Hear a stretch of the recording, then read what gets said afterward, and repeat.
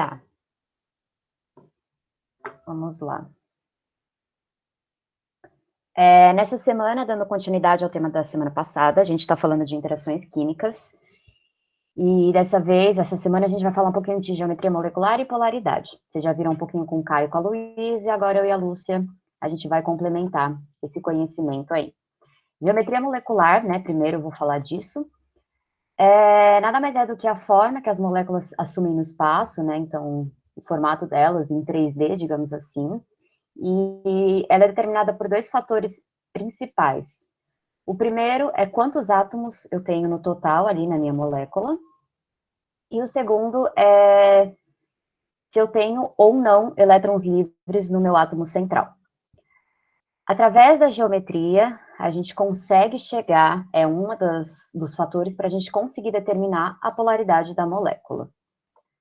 O modelo que a gente passou para vocês e que é cobrado de vocês no vestibular é esse modelo VS-EPR, onde a gente basicamente fala sobre a repulsão eletrônica a repulsão dos elétrons da camada de valência. Então, como o nome já diz, o que é relevante para esse modelo são os elétrons da camada de valência. E um conceito muito importante que vocês precisam ter para conseguir resolver essas questões e para conseguir chegar na geometria da molécula é entender que, assim, ó, existe uma ordem de intensidade das repulsões eletrônicas. Numa molécula, a gente tem dois tipos de elétrons, de pares de elétrons. Os que estão isolados, estão ali sozinhos, e os que estão sendo compartilhados, que nada mais é que forma a ligação. Então, pensa. Então, lembra, a gente tem o isolado e o compartilhado. A repulsão entre um par de elétrons isolado com outro par de elétrons isolado é muito maior do que a repulsão entre um par isolado e um par compartilhado, que vai ser maior do que um par compartilhado e outro par compartilhado. Vocês vão ver na prática como isso funciona, né? Não se preocupe se estiver um pouco confuso agora, mas pensa que, sei lá, o par isolado e o par isolado é como você e uma pessoa que você odeia. Vocês não conseguem ficar juntos, vocês não querem ficar perto um do outro, vocês querem ficar o mais distantes possíveis. O par isolado e o par compartilhado é você e uma pessoa que o seu melhor amigo ou a sua melhor amiga odeia. Você não gosta, mas não é tão insuportável quanto alguém que você odeia diretamente. E, por fim, a repulsão entre pares compartilhados é como uma pessoa que você não conhece. Então, assim, você não faz questão de estar perto dela, mas se precisar, também não é o fim do mundo, tá? E aí, tenham isso em mente, essa ordem da intensidade das repulsões, dos tipos de pares de elétrons, para que isso vai explicar por que uma determinada molécula assume uma geometria e não outra. Aí, vamos ser bem práticos, né, para mostrar o que vai realmente ser cobrado de vocês na prova, e aí eu montei um passo a passo de como vocês vão encontrar a geometria dessa molécula. Primeiro, a gente vai definir quem é o átomo central e quem são os ligantes na nossa molécula. Átomo central sempre vai ser quem está em menor quantidade, e ligantes sempre vão ser quem tá em maior quantidade. Muitas vezes também o átomo central, muitas vezes não, o átomo central também além de ser o que está em menor quantidade, é aquele que é capaz de fazer um maior número de ligações. E os ligantes, que estão em maior quantidade, fazem um menor número de ligações. Então, o primeiro passo é isso, a gente saber quem é o átomo central e quem são os átomos ligantes. Segundo passo, a gente vai desenhar a estrutura de Lewis da nossa molécula. Então, lembrando, para a estrutura de Lewis, a gente vai considerar só os elétrons da camada de valência, vai depender do grupo, né, que o átomo faz parte, e aí eles estão sempre compartilhando ali, no mínimo, 2 a 2 parzinhos de elétrons, para formar uma ligação. Terceiro passo, a gente vai precisar verificar se existem ou não elétrons livres no nosso átomo central, tá? Um ou dois pares, mas para os exemplos de vocês, o que é importante é se tem ou não elétron livre, não importa se é um ou dois pares. É porque eu acho que a maioria para vocês vai ser só um par de elétrons livres. E por fim, o quarto passo, é o último, aí a gente consegue determinar a geometria molecular. Como que a gente determina a geometria molecular? Eu preparei esse esqueminha aqui para vocês.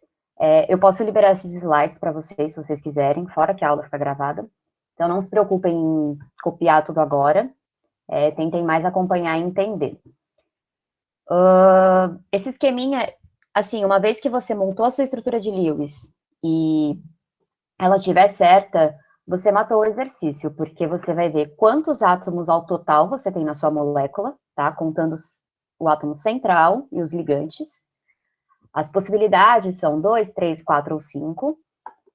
E aí, se você tiver 3 ou 4, você vai ver se o átomo central não tem pares de elétrons livres ou se o átomo central tem pares de elétrons livres.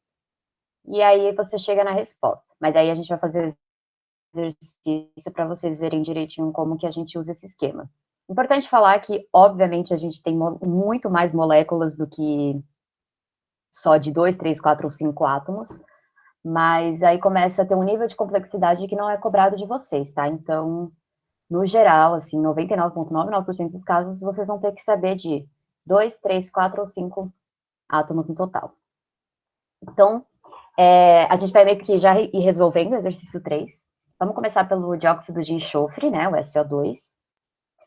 Primeiro passo para a gente encontrar a geometria, que eu falei, é descobrir quem é o átomo central e quem são os átomos ligantes. Átomo central é quem está em menor quantidade. Então, enxofre é o nosso átomo central. Átomos ligantes é quem está em maior quantidade. Então, são esses dois oxigênios. Lembrando também que o átomo central faz menos ligações e os átomos ligantes fazem mais ligações. Não, perdão, ao contrário, o átomo central faz mais ligações e os ligantes menos ligações. O segundo passo é a gente desenhar a estrutura de Lewis, para isso a gente precisa saber qual é o grupo. Tanto o enxofre quanto o oxigênio fazem parte do grupo 16, então eles têm 6 elétrons na camada de valência, mas não necessariamente eles são capazes de fazer o mesmo número de ligações. Eu não sei se vocês lembram, o enxofre, ele é uma das exceções à regra do octeto, ele tem a capacidade de expandir a sua camada de valência. Então, ele precisa de 8 elétrons para se estabilizar, mas se precisar, ele pode passar desse número. Mas a gente vai ver. E então, vamos fazer a estrutura de Lewis dessa nossa molécula, sabendo que o enxofre é o átomo central e sabendo que os oxigênios são os ligantes. Aqui não importa ainda muito o ângulo, direção, o importante é o enxofre estar no meio e os oxigênios ao redor. Enxofre, grupo 16, antiga família 6A, né? Tem 6 elétrons de valência. Coloquei. 1, 2, 3, 4, 5, 6. Beleza.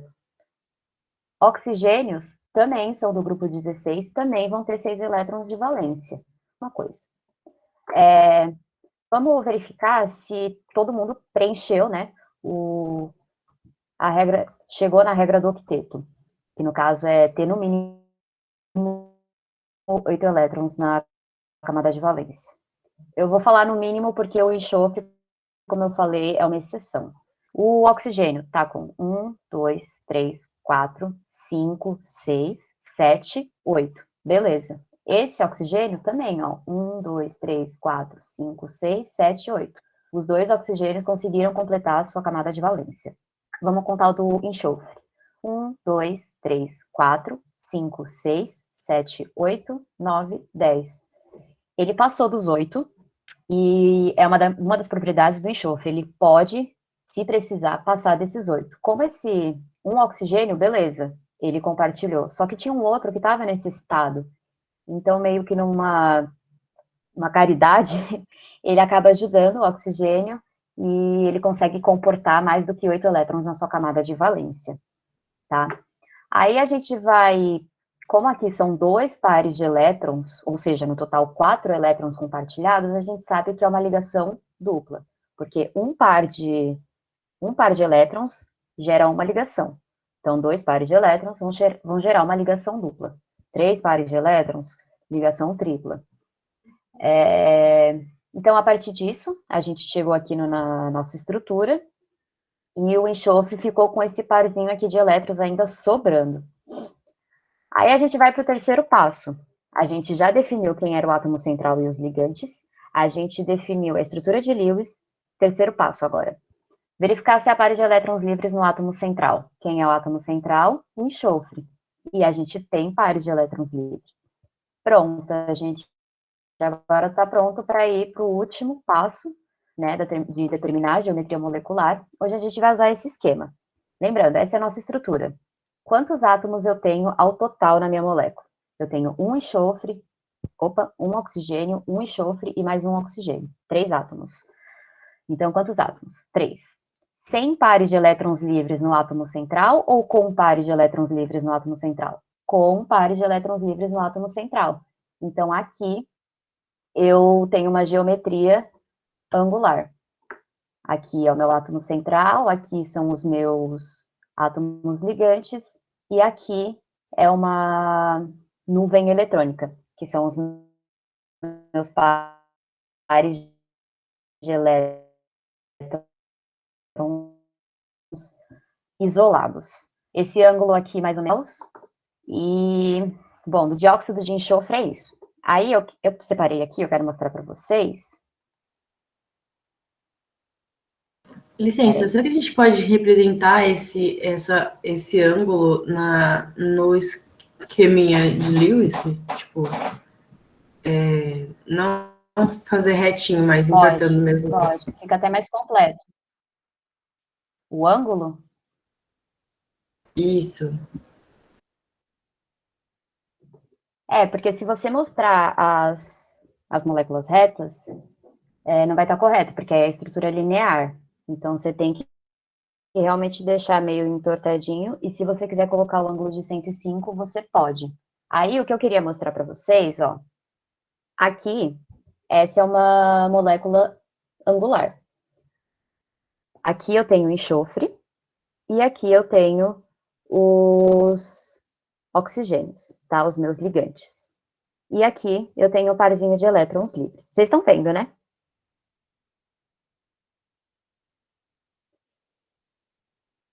Tá dando para ver, sim. Sim. Bom, vou supor que sim. Tá.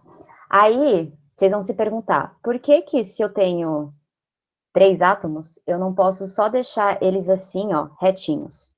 Lembra que eu falei? Pensa que esse aqui é você, e aqui é tipo alguma pessoa que o seu melhor amigo ou sua melhor amiga odeia. Esse é você, esse é um desconhecido, essa é uma pessoa que você não gosta, que na verdade sua melhor amiga não gosta. Você prefere ficar perto de alguém que você não conhece ou perto de alguém que você odeia por consideração à sua amizade? Você vai preferir ficar perto de alguém que você não conhece. Então, por causa desse par de elétrons, o que acontece? Você e essa pessoa aqui desconhecida tendem a se aproximar, formando a geometria angular e ficar o mais longe possível desse par de elétrons. Por quê?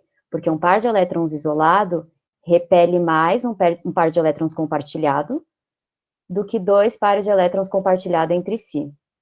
Deu para pegar mais ou menos? O porquê de não ficar reto e entortar? E aí, Deu sim. Deu? Ótimo. Se alguém tiver alguma dúvida, pode perguntar. Vamos continuar para os outros exemplos. Tá. Vamos lá. Então, o dióxido de enxofre a gente matou, entendeu por que forma angular. Agora a gente vai fazer o trióxido de enxofre. A gente vai usar exatamente o mesmo passo a passo, tá, gente? Não tem segredo. Primeiro a gente vai definir átomo central e ligantes. Átomo central que está em menor quantidade, ligantes em maior quantidade, oxigênio. Segundo passo, a gente vai desenhar a estrutura de Lewis. Aqui ficou fácil, porque a gente acabou de fazer para o exercício anterior, né? Então, a gente já sabe ali quantos elétrons de valência cada um vai ter. O enxofre e o oxigênio são do grupo 16, ambos vão ter 6 elétrons de valência. Enxofre no meio, os oxigênios ao redor. Não importa muito onde, o importante é estar ao redor. Cada um deles vai ter 6 elétrons de valência, então eu coloquei aqui. Lembrando que, por exemplo, o oxigênio ele precisa adquirir mais mais um par de elétrons, né? Então, mais 2 elétrons. Para isso, ele precisa sempre fazer ligações duplas para se estabilizar. Então, por isso que eu meio que já monto aqui um esquema onde eu coloco parzinho, parzinho, parzinho, porque eu sei que isso vai me gerar ligações duplas. Aí, ó, só para a gente confirmar. Esse oxigênio, 1, 2, 3, 4, 5, 6, 7, 8. 8 elétrons na camada de valência. Esse aqui, mesma coisa. Esse aqui, mesma coisa. O enxofre, ó, 1, 2, 3, 4, 5, 6, 7, 8, 9, 10, 11, 12. Ele tá com 12 elétrons na camada de valência. E se eu não me engano, ele pode atingir até 14 ou 16, porque ele tem essa capacidade de expansão. Ele consegue abrigar esses elétrons excedentes do octeto no subnível D. O enxofre é capaz de fazer isso, o fósforo também é capaz de fazer isso. Acho que esses são os exemplos mais importantes para vocês, tá? Então, a gente tem isso aqui, né? Vou ligar aqui os pontinhos para formar as ligações. Essa é a nossa estrutura. Aqui, eu não coloquei os elétrons dos átomos ligantes, porque para a geometria molecular não é relevante, tá? Elétrons livres dos átomos ligantes. Só é relevante se a gente vai ter elétron livre do átomo central. Não é errado pôr, vocês podem pôr se quiser, mas saiba que também vocês podem deixar só assim. Beleza, montei a estrutura de Lewis. Terceiro passo, a gente vai verificar se a gente tem pares de elétrons livres no átomo central. Aqui, ó, diferente do outro, em óxido, não sobrou par de elétron no enxofre. Então, o átomo central não tem pares de elétrons livres. E aí, o último passo a gente consegue determinar a geometria molecular. A gente tem isso aqui. Vamos lá. Quantos átomos no total a gente tem na nossa molécula? 1, 2, 3, 4 átomos. Então, quantos átomos? 4. Com ou sem pares de elétrons no átomo central? Sem pares de elétrons sem pares de elétrons livres, perdão, no átomo central. Então, a nossa estrutura é a trigonal plana. Só para vocês saberem, a estrutura trigonal plana é essa aqui. Ela tem um átomo central e aí 3 aqui. E aí é meio que um triângulo equilátero, tá? Então, são 120 graus. Beleza? Gente, alguém tem alguma dúvida nesse passo a passo até aqui? Porque agora a gente vai fazer mais 3 exemplos que são mais do mesmo. Então, se alguém ficou com alguma dúvida, vou até olhar o chat, a gente já tira. Obrigada, Lúcia. Alguém está com alguma dúvida sobre qualquer um desses 4 passos, viu, gente? Pode perguntar.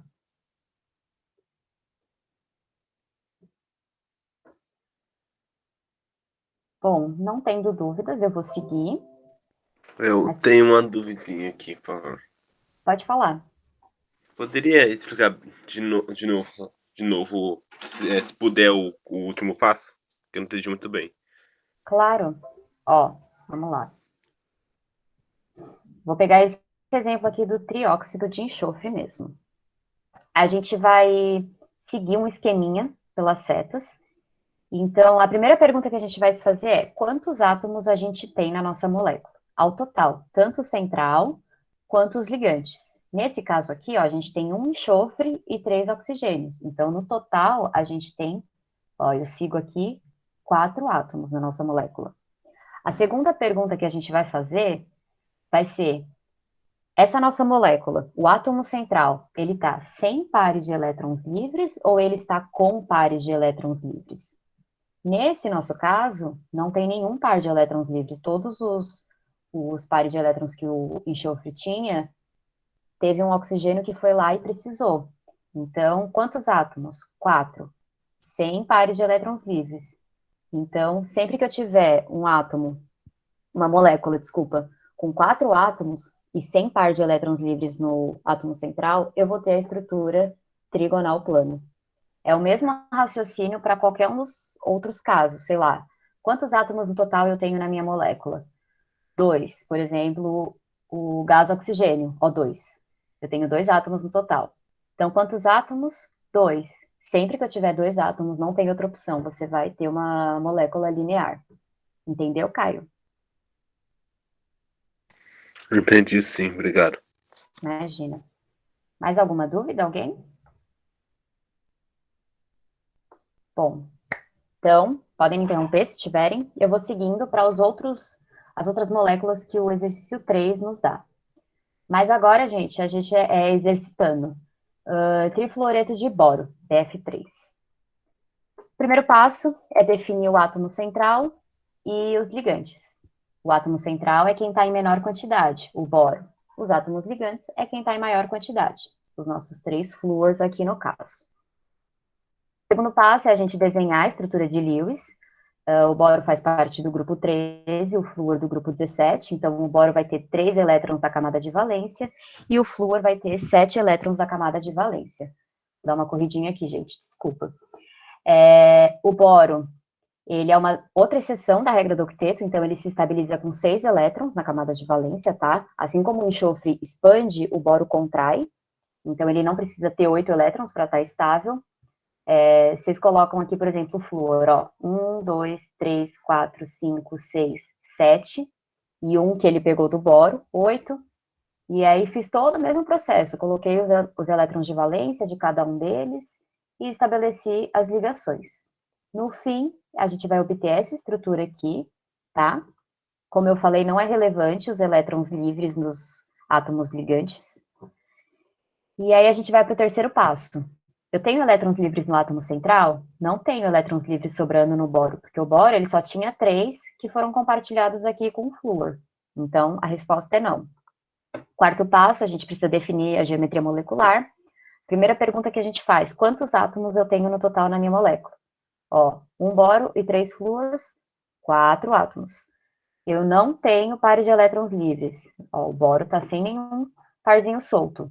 Então, quantos átomos? 4.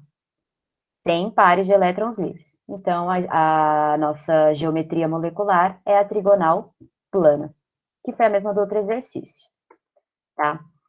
Outro exemplo é o trifluoreto de nitrogênio, NF3. A gente vai definir átomo central e ligantes, sendo o central o nitrogênio e os ligantes flúor, porque o nitrogênio está em menor quantidade e o flúor eu tenho 3. Segundo passo, a gente vai desenhar a estrutura de Lewis. Nitrogênio, grupo 15, 5 elétrons da camada de valência. Então, ó, 1, 2, 3, 4, 5, beleza. O flúor são os 7 elétrons, e aí eles compartilham aqui. Aí vamos contar, ó, todo mundo atingiu os 8 elétrons, mas só para a gente confirmar, o nitrogênio, por exemplo, 1, 2, 3, 4, 5, 6, 7, 8.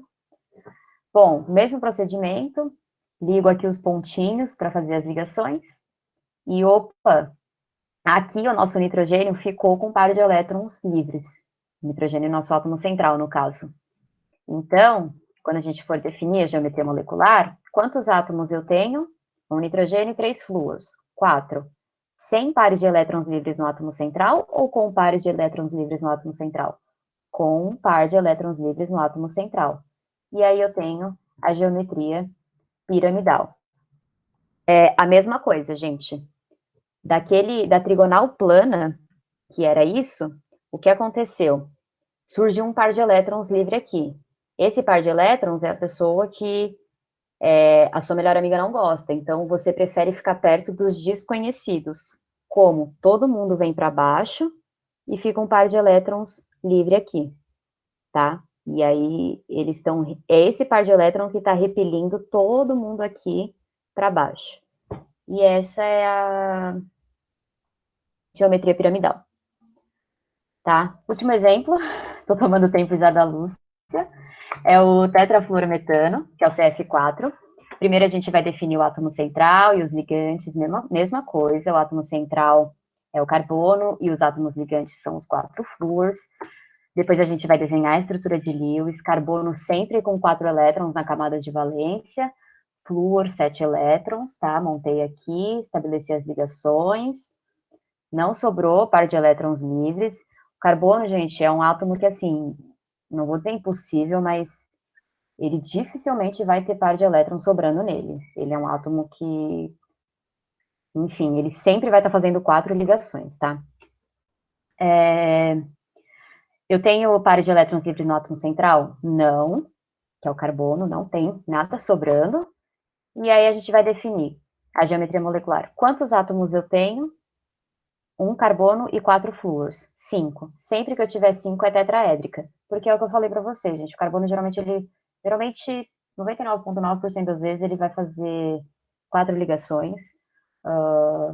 O carbânio e o carbocátion, que são os íons do carbono, são muito instáveis e vocês nem chegam a ver isso. Então, sempre que você vê, tem 5 átomos na minha molécula, meu, é tetraédrica. Melhor ainda, porque aí vocês nem precisam fazer todo esse passo a passo. Mas eu fiz para ficar certinho para vocês. Ah, e aí faltou, perdão. A questão 3, ela pergunta dessas espécies, qual que é a geometria molecular de cada uma delas. Conforme a gente foi vendo, o SO2 é angular, o SO3 triangular, o BF3 triangular, o NF3 piramidal, e o CF4 é tetraédrico. Triangular ou trigonal plana é a mesma coisa, tá? E aí a questão 3 é a alternativa C, tá? Mas basicamente, gente, é isso, assim, esses 4 passos que eu dei para vocês, usar esse esqueminha, questão resolvida. Alguma dúvida?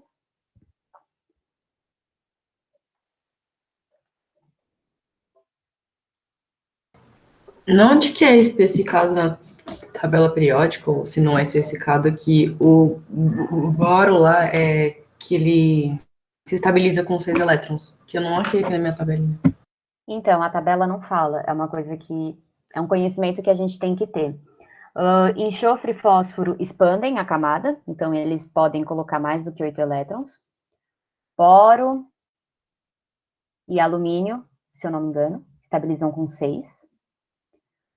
Berílio estabiliza com 4 elétrons. E o hidrogênio estabiliza com 2. Entendi. Mas são mesmo as com 6 elétrons, ele pode chegar a 8?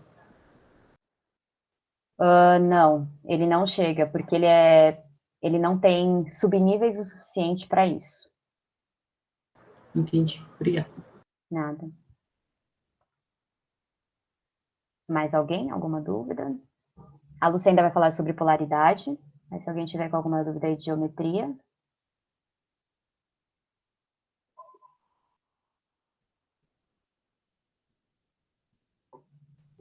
Bom, Lúcia, acho que você pode dar continuidade para a gente não atrasar mais. Desculpa, tomei muito seu tempo, né? Imagina, fica tranquila.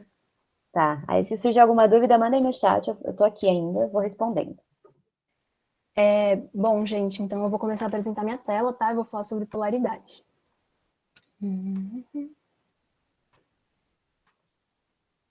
Ih, spoiler.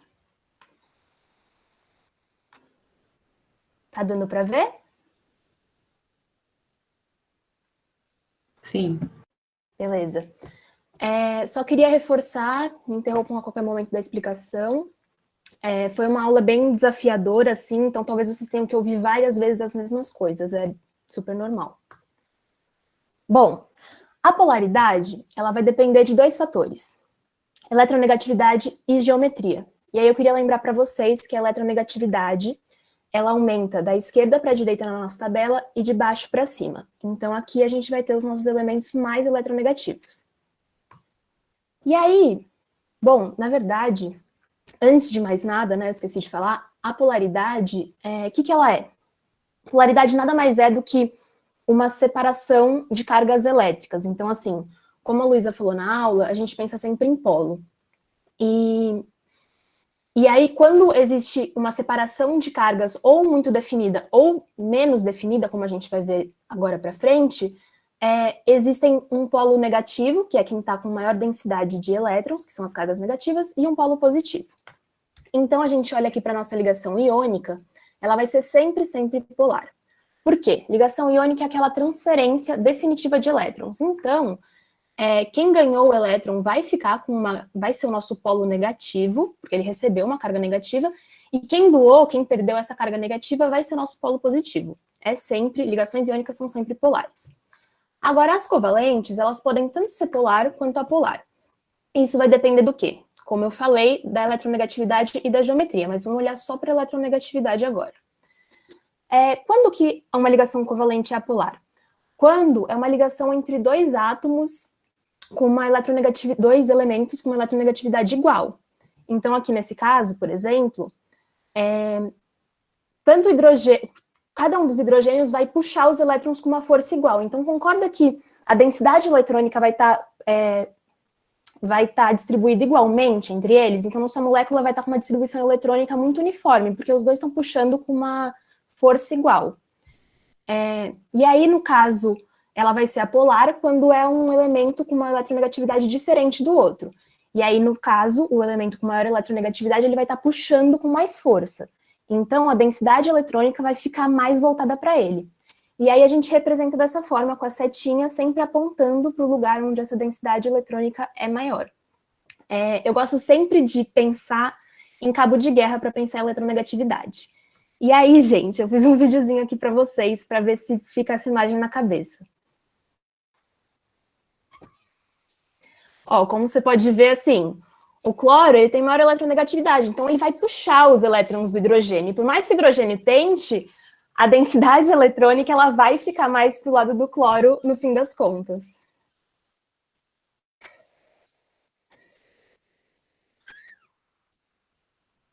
Entenderam? Bom, e aí, assim, geometria.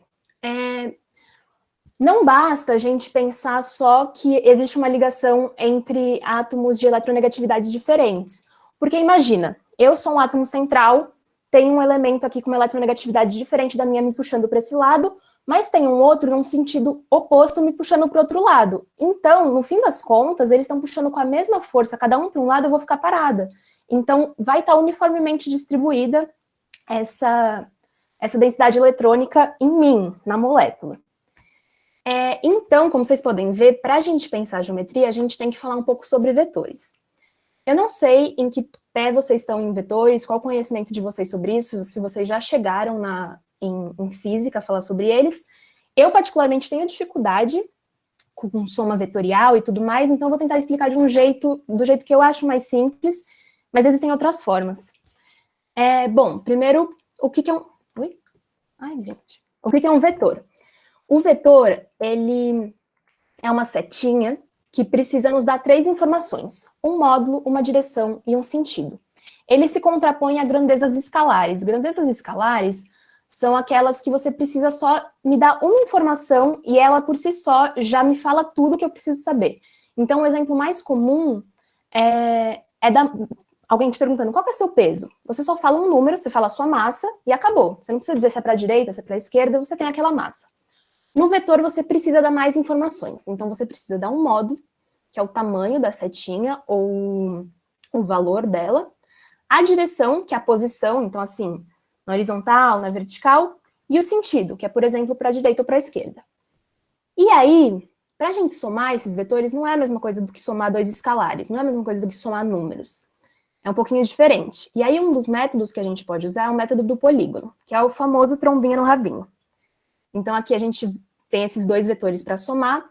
A gente precisa colocar a trombinha, que é a cabecinha da nossa seta, no rabinho da outra seta. Então, aqui a gente tem isso aí. E aí, o nosso vetor resultante vai ser o vetor que fecha a nossa figura. Beleza até aí? Bom, eu vou seguir. Beleza. Se tiverem dúvidas, é só ir perguntando. A sua imagem não tá aparecendo mais, não sei se você desligou. A minha, meu rosto? Provavelmente a internet, ela tá meio complicada aqui. Pra mim tá normal. Desculpa, eu não ouvi. Para mim tá normal e pro Luiz também. Eu acho Voltou, que a internet... voltou. Beleza. Mas pode ser a minha também. Talvez eu dê umas caídas na imagem, que a internet tá meio complicada. Mas tá bom. Bom, então agora vamos pensar esses vetores em molequinhas. Primeiro, é importante lembrar, igual eu falei, que a setinha vai estar apontando para o átomo que está puxando, que tem maior eletronegatividade, que está puxando os elétrons. Então, vamos aqui nessa primeira. Nesse caso, elas estão apontando para os nossos cloros, que eles têm maior eletronegatividade, eles estão puxando os elétrons. Aqui a gente tem um tetraedro, que, né, os 5 átomos, como a Isa estava falando, e aí a gente vai somar de 2 a 2 os vetores, tá bom? Vamos somar primeiro esses dois. Só copiei eles aqui. A gente precisa colocar... Oi. Com licença, eu tive uma dúvida aí referente ao slide anterior que você passou, que é átomos de mesma eletronegatividade serem apolar, né? E Isso. existem moléculas diferentes com a mesma eletronegatividade? Na verdade, quem tem as eletronegatividades são os átomos. O átomo, perdão. Átomos Existe átomo diferentes com a mesma diferente? eletronegatividade? Eu acho... Não, né, Isa? Eu não tenho... Mas não. acho que não tem, não. Pode ser muito, muito, muito, muito similar, mas ninguém é igual a ninguém. A mesma Então coisa só para... vai ser apolar quando tiver... Apolar, não lembro. Quando for dois átomos iguais, então, né?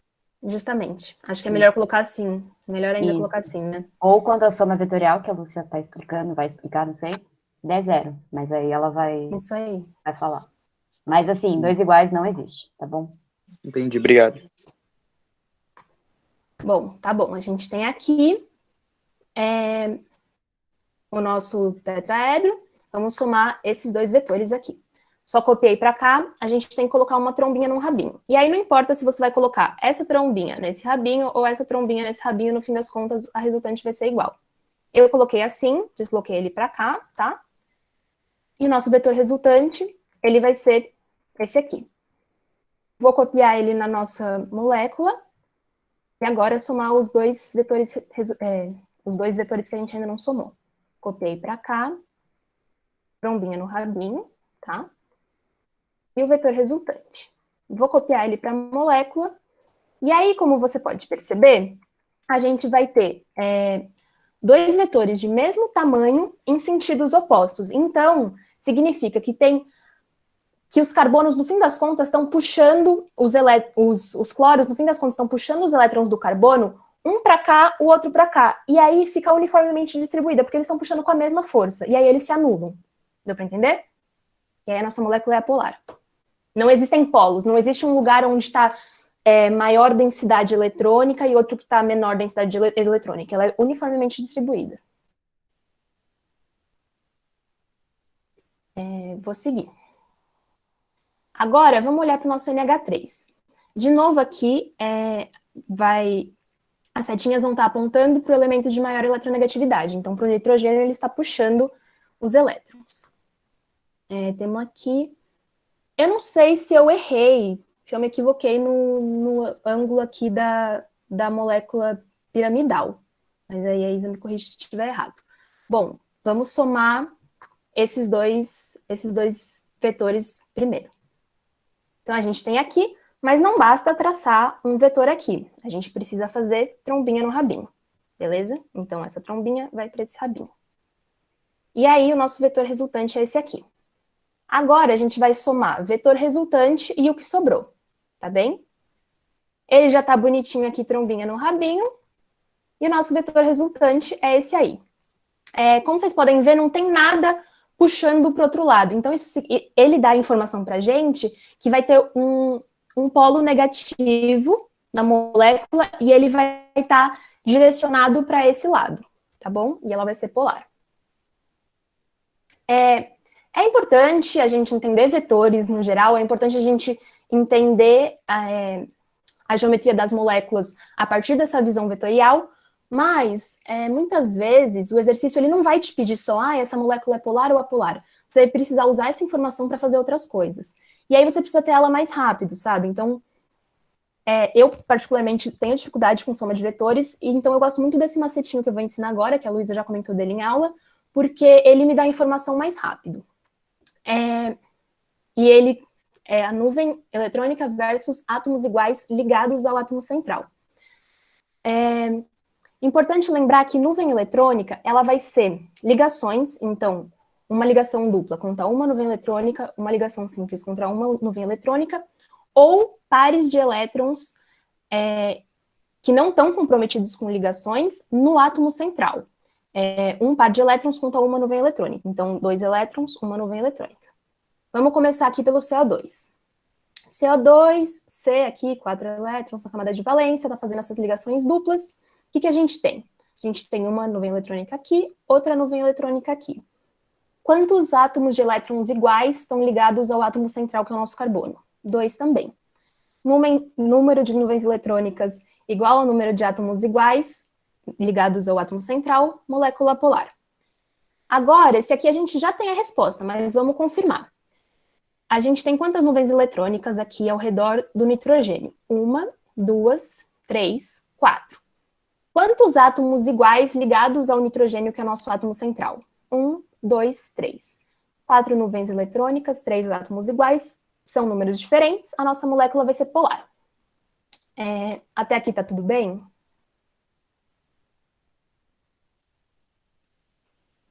Sim, tá tranquilo. Tá bom, eu vou partir para o exercício 11. O exercício 11, ele fala assim: a molécula apolar que possui ligações polares é... E aqui vamos lembrar que esses números, eles são referentes à quantidade de átomos do hidrogênio e dos cloros aqui.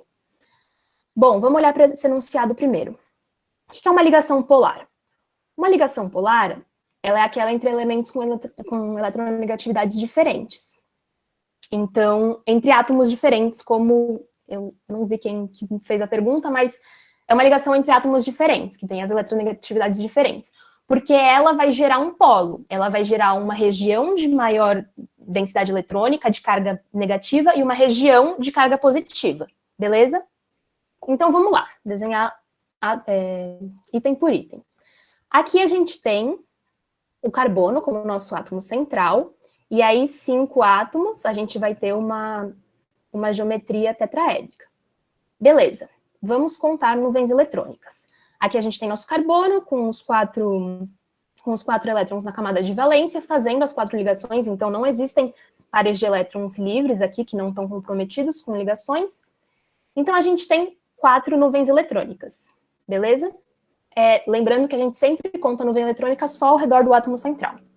E aí, quantos átomos iguais estão ligados a esse átomo central? 3. Então, o número de nuvens eletrônicas diferente do número de átomos iguais, a nossa molécula é polar, e a gente está buscando uma molécula polar. Então, a gente descarta essa alternativa. A alternativa B é bem parecida, só que agora a gente tem cloros em vez de hidrogênios, trocou aqui. Mesma coisa. Quantidade de nuvens eletrônicas, 1, 2, 3, 4. Quantidade de átomos iguais ligados ao átomo central, 3. E aí, como esse número é diferente, nossa molécula também vai ser polar aqui. E a gente está buscando uma molécula polar. Agora, a alternativa C. Bom, olhando aqui dá para ver, né? São 2 cloros ligados. Isso não é uma ligação polar. Eles têm a mesma eletronegatividade, então eles estão puxando com a mesma força. Então, no fim das contas, vai estar tudo muito bem distribuído. Não vai ter um lugar que vai pender mais, vai ter mais elétrons. Só por isso a gente já poderia descartar essa alternativa, né? Porque não é uma ligação polar. Mas eu só queria mostrar para vocês, assim, visualizarem. Isso aqui me ajuda bastante a visualizar. O vetor vai ter o mesmo tamanho para cada um dos lados, então eles vão se anular e vai ser uma molécula polar. Porém, não é uma ligação polar. Beleza? Alternativa D. Na D, a gente tem a mesma coisa aqui, 5 átomos, vai ser uma geometria tetraédrica. O carbono é nosso átomo central, ele está fazendo suas 4 ligações, que são 4 nuvens eletrônicas. E quantos elementos iguais estão ligados a ele? 4. Bom, então a gente achou uma molécula polar, porque o número de nuvens eletrônicas é igual ao número de átomos iguais, e que tem uma ligação polar, porque o cloro, ele de fato, ele é mais eletronegativo que o carbono, então ele está puxando os elétrons para ele. Só que no fim das contas, cada um vai puxar para um lado e isso vai se anular. E ela vai ser uma molécula polar. Beleza? Era isso que eu tinha para apresentar. Eu vou parar de apresentar agora. E aí a gente parte para as dúvidas de vocês. Pode falar. Você podia explicar um pouco mais sobre essa última interação, onde você falou que, apesar de serem átomos iguais, que eles vão se repelir, formando essa geometria? Apesar de serem átomos iguais, espera, eu vou voltar a apresentar, então.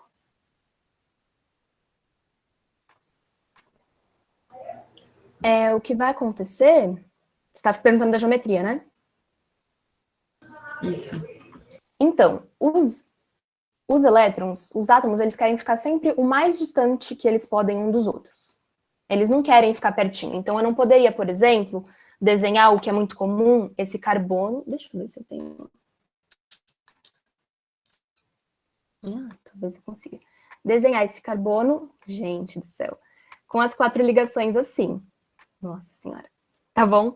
Por quê? Porque aqui eles não estão o mais distante que eles podem. Para eles ficarem o mais distante que eles podem, eles vão fazer uma coisinha mais ou menos assim. Tá bem? O carbono tá aqui. Cada cloro da pontinha tá o mais distante possível do outro cloro. Tá bem? E aí é por isso que ele forma essa geometria. Porque eles tendem sempre a ficar o mais distante possível um do outro. Era isso que você estava perguntando? Então, os ângulos entre os cloros são iguais. Isso, que aqui a gente está numa representação plana. Desculpa. Mas quando a gente desenha assim, na verdade, talvez eu pudesse deslocar até essa ligação um pouquinho mais para cá, né? Para dar a sensação de profundidade. Mas é isso que eu quis dizer, é um tetraedro. Desculpa te interromper, Lúcia, mas ó, eu tô mostrando as massinhas aqui. Tá dando para ver? Ah, melhor. Tá. Sim. Ó, eu tenho 3 aqui embaixo, os 3 aqui e um aqui em cima. Pensa que são várias pessoas que não se conhecem, então elas não se odeiam, mas já que não tem ninguém odiado aqui, elas vão tentar ficar o mais afastadas possíveis. Aí, por exemplo, esse é o tetraedro, só que aí, a piramidal, aqui sim, tem uma pessoa que a sua melhor amiga odeia. Então, todo mundo vai para longe. Bastante, e aí vai para baixo. É uma boa analogia. Sim, é ótimo. Obrigada. Imagina. Mais alguém? Tem alguma dúvida? Pode ser dúvida de outro tema, outra aula também, viu? Sim.